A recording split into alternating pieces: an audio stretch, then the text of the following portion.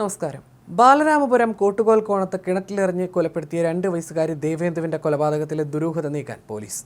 സാമ്പത്തിക തട്ടിപ്പിൽ അറസ്റ്റിലായ അമ്മ ശ്രീധുവിനെ 4 ദിവസത്തേക്ക് പോലീസ് കസ്റ്റഡിയിൽ വാങ്ങി. ദേവസ്വം ബോർഡിൽ ജോലി വാഗ്ദാനം നൽകി സാമ്പത്തിക തട്ടിപ്പ് നടത്തിയെന്ന കേസിലാണ് കസ്റ്റഡിയിൽ വാങ്ങിയത്. പക്ഷേ പ്രധാനമായും ചോദ്യം ചെയ്യുക കുട്ടിയുടെ കൊലക്കേസിലായിരിക്കും. വമ്പൻ സ്രാവുകൾക്ക് ഈ തട്ടിപ്പിൽ പങ്കുണ്ടെന്നാണ് സൂചനകൾ. പോലീസ് അന്വേഷണത്തിൽ കൊലക്കേസ് ശ്രീധുവിലേക്ക് എത്താതിരിക്കാനുള്ള ചില കുതന്ത്രങ്ങളും അണിയറയിൽ സംഭവിക്കുന്നുണ്ട്. ദേവസ്വം ബോർഡ് ആസ്ഥാനത്ത് ഉൾപ്പെടെ ശ്രീധുവിനെ എത്തിച്ച് തെളിവെടുപ്പ് നടത്തും. കൊലപാതക കേസിൽ ചോദ്യം ചെയ്തതിനു ശേഷം മറ്റൊരു കേസിൽ അറസ്റ്റ് ചെയ്തത് നിയമവിരുദ്ധമാണെന്ന് പ്രതിക്ക് വേണ്ടി ഹാജരായ അഭിഭാഷക വാദിച്ചു. എന്നാൽ ശ്രീധുവിന്റെ പേരിൽ നിരവധി പരാതികളുണ്ടെന്നും വിശദ അന്വേഷണത്തിന് പോലീസ് കസ്റ്റഡി വേണമെന്നും പ്രോസിക്യൂഷൻ വാദിച്ചു.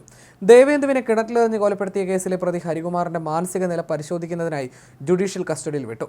വെള്ളിയാഴ്ച ജയിൽ അധികൃതർ റിപ്പോർട്ട് നൽകണമെന്നാണ് നെയ്യാറ്റിൻകര കോടതിയുടെ നിർദ്ദേശം. ചൊവ്വാഴ്ച കോടതി ഹരികുമാറിനെ ഈ മാസം 10 വരെ കസ്റ്റഡിയിൽ വിട്ടിരുന്നു.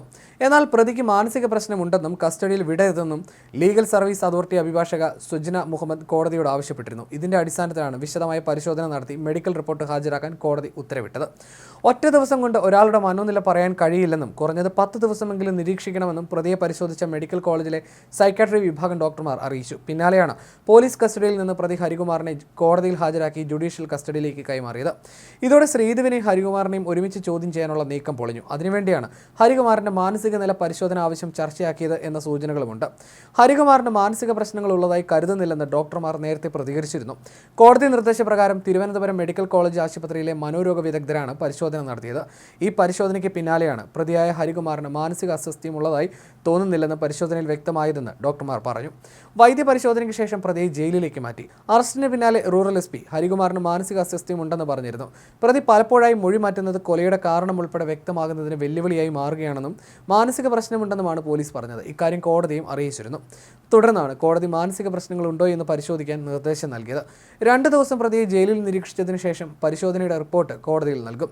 ഹരികുമാറിനെ 5 ദിവസത്തെ കസ്റ്റഡിയിൽ വേണമെന്ന് പോലീസ് ആവശ്യപ്പെട്ടെങ്കിലും കോടതി അത് അംഗീകരിച്ചിരുന്നില്ല. കോടതിയിൽ മാനസിക അസ്വസ്ഥ്യം പ്രകടിപ്പിച്ചതിനാൽ മാനസിക രോഗ വിദഗ്ധന്റെ സർട്ടിഫിക്കറ്റ് കോടതി ആവശ്യപ്പെട്ടു. ഇതിനായി കഴിഞ്ഞ ദിവസം ഉച്ചയോടെ മെഡിക്കൽ കോളേജ് ആശുപത്രിയിൽ എത്തിച്ചെങ്കിലും സർട്ടിഫിക്കറ്റ് ലഭിച്ചിരുന്നില്ല. തുടർന്ന് ഇന്നാണ് ഹരികുമാറിനെ പരിശോധനയ്ക്ക് വിധേയമാക്കിയത്. കസ്റ്റഡി അപേക്ഷ പരിഗണിക്കവേ താനല്ല കുട്ടിയെ കൊലപ്പെടുത്തിയതെന്ന് ഹരികുമാർ മൊഴി മാറ്റുകയും കരയുകയും ചികിത്സ ആവശ്യപ്പെടുകയും ചെയ്തിരുന്നു. സാമ്പത്തിക ഇടപാടുമായി ബന്ധപ്പെട്ട 10ഓളം പരാതികളിൽ ശ്രീധുവിന്റെ അമ്മ ശ്രീകലയെ നെയ്യാറ്റിൻകര മാരായമുട്ടം SHOമാരുടെ നേതൃത്വത്തിൽ ചോദ്യം ചെയ്തിരുന്നു. ദേവസ്വം ബോർഡിൽ ഡ്രൈവർ ജോലിയുടെ നിയമന ഉത്തരവ് നൽകി ബാലരാമപുരം നെല്ലിവിള സ്വദേശിയായ ജെ ഷിജുവിൽ നിന്ന് 10 ലക്ഷം രൂപ വാങ്ങി കബളിപ്പിച്ചു എന്ന പരാതിയിലാണ് ശ്രീധു റിമാൻഡിൽ കഴിയുന്നത്. അതേസമയം ദേവസ്വം ബോർഡിനുള്ളിൽ ശ്രീധുവിന് സൗഹൃദമുണ്ടെന്നാണ് വിവരം. അതുകൊണ്ടാണ് ശംഖുമുദ്രയുള്ള സീൽ ശ്രീധുവിന് കിട്ടിയതെന്നും സൂചനയുണ്ട്. വ്യാജ നിയമന ഉത്തരവുണ്ടാക്കിയ ശേഷം ദേവസ്വം ബോർഡിന്റെ സീൽ സ്വന്തമാക്കി ശ്രീധു അതിൽ പതിച്ചാണ് നൽകിയതെന്നാണ് സൂചന. ശംഖുമുദ്രയുള്ള സീൽ പതിച്ച നിയമന ഉത്തരവായതുകൊണ്ടാണ് പരാതിക്കാരനായ ഷിജു വിശ്വസിച്ചതും. വ്യാജ നിയമന ഉത്തരവ് തയ്യാറാക്കാൻ ശ്രീധുവിന് പുറത്തുനിന്ന് സഹായം കിട്ടിയെന്ന് പോലീസ് ഏതാണ്ട് ഉറപ്പിച്ചിട്ടുമുണ്ട്. ദേവസ്വം ബോർഡിനുള്ളിലെ ഇടത് സംഘടനാ നേതാവുമായി ശ്രീധുവിന് പരിചയമുണ്ടെന്ന സൂചനകളുമുണ്ട്. എന്നാൽ സംഘടനാ നേതാക്കളിലേക്ക് അന്വേഷണം എത്താത്ത തരത്തിലേക്ക് കാര്യങ്ങൾ എത്തിയേക്കും.